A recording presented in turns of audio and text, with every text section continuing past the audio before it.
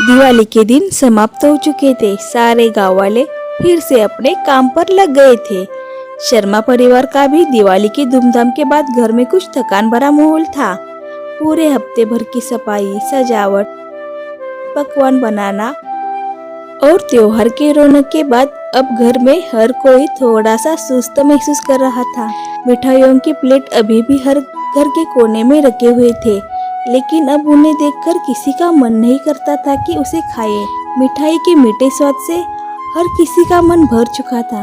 भाभी, आज खाने में क्या बना रही हो? कुछ तीखा स्पाइसी हो जाए। कई दिनों से खाया नहीं, अब मिठाई खाने का मन नहीं हो रहा है। हाँ प्रीति, मैं भी वही सोच रही हूँ कि क्या बनाऊं, किंतु मुझे कुछ समझ में नहीं आ रहा है। आप अब तक सोए हुए हैं? चलिए उठिए, इतनी देर भला कौन सोता है? अरे स्वाति, क्या हुआ? सोने दो ना, अभी और 2 दिन की छुट्टी तो है। इसके बाद हर रोज जल्दी उठना ही है ना। और रहने दो, आज खाने में क्या बना रही हो? कुछ जीभ का स्वाद बढ़ाए ऐसा खाना बनाओ। हाँ, प्रीति भी यही कह रही थी, किंतु मुझे भी समझ नहीं आ रहा कि आखिरकार मैं ऐसा क्या बनाऊं। तभी अनय सो जाता है। सब तो कह रहे हैं कि कुछ स्पाइसी, तीखा, स्वादिष्ट खाना बनाओ, किंतु कोई भी बता नहीं रहा है कि आखिरकार मैं क्या बनाऊं। बहू, क्या खाना बना रही हो? खाने में तुम्हारे ससुर जी कह रहे थे कि आज खाने में कुछ चमचमीत अलग सा हो जाए। जी माँ जी। स्वाति और प्रीति भाजी खरीदने के लिए भाजी मार्केट जाते हैं, किंतु वहाँ भी वो दोनों कंफ्यूज हो जाते हैं कि कौन सी भाजी लूं जो कि सबके पसंद आए। हमारे घर में तो हर एक की पसंद अलग अलग है, किंतु सिर्फ नॉनवेज ही है एक ऐसा पदार्थ जो कि सबको पसंद आता है। वो दोनों मटन और चिकन शॉप जाते हैं। भैया, 1 किलो मटन और 1 किलो चिकन दीजिए। दुकानदार 1 किलो चिकन और 1 किलो मटन देता है। घर में आकर स्वाति चिकन बनाती है और इसके बाद मटन की बिरयानी भी बनाती है। इसके बाद गेहूं के फुलके बनाती है। वाह भाभी, क्या खुशबू आ रही है। इतनी जल्दी आपने तो सब खाना बना लिया। जाओ जल्दी भैया को बुला कर लाओ, मुझे बहुत भूख लगी है। हमारे भैया तो अब तक सो के उठे भी नहीं होंगे। क्या भाभी, इतना लेट कोई भला कौन सोता है? कौन क्या पूछ रही हो? तुम्हारे भैया ही सोते हैं।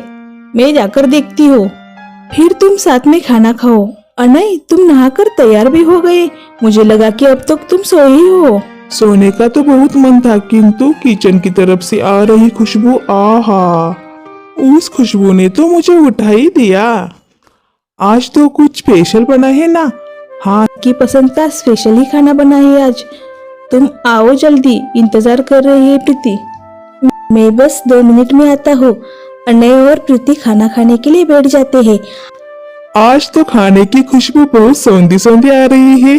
जल्दी से खाना परोसो। हाँ हाँ, रुकिए रुकिए, परोसती हूँ। सब कुछ सबकी पसंद का बनाया है। अरे स्वाति, तुमने ज्वारी की रोटियां नहीं बनाई? आज मेरा ज्वारी की रोटी खाने का बहुत मन कर रहा है। मुझे कैसे पता कि आपको आज ज्वारी की रोटी खानी है? रुकिए, मैं अभी बनाकर लाती हूँ।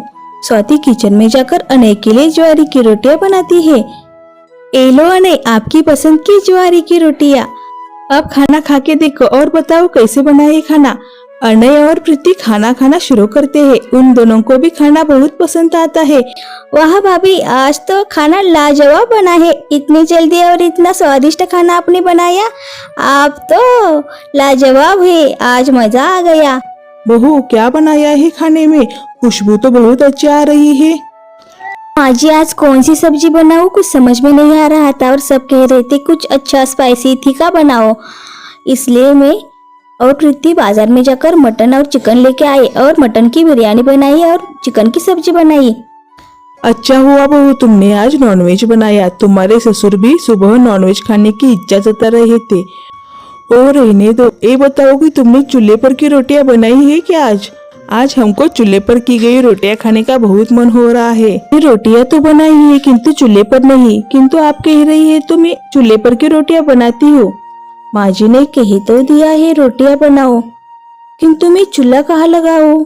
घर के पीछे वाले साइड में स्वाति चूल्हा बनाती है और उस चूल्हे पर बाजरे की रोटियां बनाती है।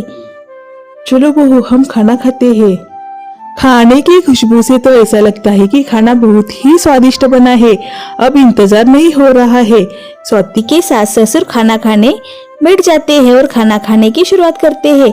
ससुर जी स्वाति को कहते हैं, बेटा सच में मिठाई खा के परेशान हो गए थे, इस खाने से मुंह का स्वाद आ गया।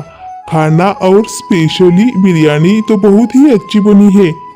सबके मुंह से अपनी तारीफ सुनकर स्वाति खुश हो जाती है, किंतु स्वाति को किसी ने भी खाने के लिए नहीं पूछा। इसकी वजह से स्वाति नर्वस भी हो जाती है। तभी उसकी सास, अरे स्वाति बेटा, तुमने तो सबके लिए इतना बढ़िया बढ़िया सा अच्छा सा खाना बनाया, किंतु तुमने खुद खाना खाया क्या? ओ नहीं माँ जी, मैंने अब तक खाना नहीं खाया, किंतु अब मैं खाना खाने ही वाली थी। किंतु रोटियां तो खत्म हो गई है और सिर्फ आधी ही रोटी बची है। रुक जाओ, मैं अपने हाथों से तुम्हें रोटियां बनाकर देती हूँ, और वो भी चूल्हे की। नहीं माँ जी, रहने दो, मैं बनाती हूँ। नहीं बेटा, तुम इस घर की बहू हो, जिस तरह तुम सबका ख्याल रखती हो, हमारा ही फर्ज है कि हम भी तुम्हारा वैसा ही ख्याल रखें। बेटियां तो घर की रौनक होती है, लेकिन बहुएं उस रौनक को संवारने की और खुशियों से भरने वाली असली शक्तियां होती है, जो अपनी मेहनत, प्रेम और त्याग से हर रिश्ते को मजबूत कर देती है। इस तरह उसकी सास चूल्हे पर की रोटियां बनाती है और स्वाति भी बड़ी खुशी से चिकन और बिरयानी का मजा लेती है।